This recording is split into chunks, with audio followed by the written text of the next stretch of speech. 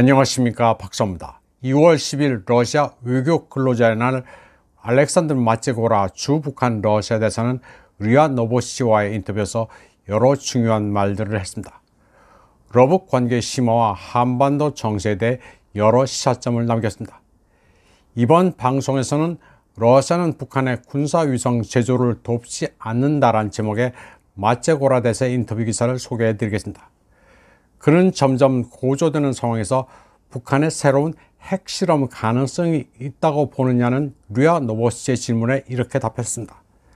마체고라 대사는 미국의 도발이 계속돼 위험이 높아진다면 북한 지도부는 국방력 강화를 위해 핵실험을 감행하지 않을 수 없을 것이라는 점을 배제하지 않는다고 했습니다. 물론 이는 바람직한 시나리오는 아니지만 만약 발생한다면 그 책임은 전적으로 미국과 그 동맹국에게 있다고 말했습니다. 마체고라 대사는 또 지난해 9월 푸틴 대통령이 북한의 위성 제조를 돕겠다고 했으며 11월 북한은 여러 차례 실패 끝에 정찰 위성을 궤도에 진입시켰는데 북한 우주 프로그램에서 러시아의 위치는 무엇인지를 묻는 질문에도 답했습니다. 그는 우주 연구와 광물 탐색, 인프라 경로 선택, 삼림 농경지 모니터링 같은 응용 성격을 띠게 될 것이며 북한도 평화적 목적의 우주 탐사를 수행할 권리를 갖고 있다고 말했습니다. 물론 북한도 군부의 이익을 위해 정찰 위성군을 구축할 계획이 있다고도 했습니다. 미국, 일본, 한국의 위성들이 한반도 상공을 날며 북한 영토를 감시하는 만큼 북한도 유사한 능력을 갖추길 원하는 것도 자연스럽다고 말했습니다. 그러나 지금까지 우주 분야에서 러북 간 협력은 아직 이루어진 게 없으며 북한이 우주 분야에서 이룬 것들은 순전히 북한 과학자들과 기술 전문가들의 연구 성과라고 말했습니다. 마체고라 대사는 또 거듭된 모스크바의 부인에도 불구하고 북한이 러시아에 무기를 공급했다는 가디언 같은 서구 매체들의 주장이 계속되고 있는 데 대해서도 논평했습니다. 그는 북한이 러시아에 포탄을 공급했다는 증거가 있다면 가디언 같은 매체들이 구체적으로 지목했을 것이지만 그렇지 못했다고 말했습니다. 하다못해 조선민주주의 인민공화국산이라는 문구가 새겨진 포탄이나 미사일 사진도 없다고 그는 말했습니다. 그래서 그들은 뭔가 증거를 조작하려 시도할 가능성을 배제하지 않는다고 했습니다.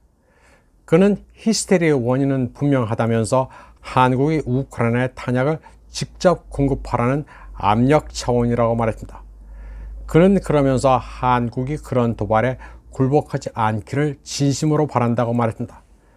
그리고 한국이 키예프에 직접 무기를 공급하는 것은 광범위한 결과를 초래하는 매우 큰 실수가 될 것이라고 말했습니다. 이 말을 액면 그대로 보면 러북 간 무기 거래가 없으니 한국도 키예프에 무기를 주면 안 된다는 얘기입니다. 마체고라 대사는 또 워싱턴은 북한이 혼자가 아니라는 점을 알아야 한다고 말했습니다. 그러면서 남북 문제 해결이나 미국, 일본과의 대화 재개에 있어서도 북한은 중재자가 필요하지 않다고 말했습니다. 그리고 러시아는 누구에게도 중재 서비스를 강요하지 않을 것이라고 했습니다.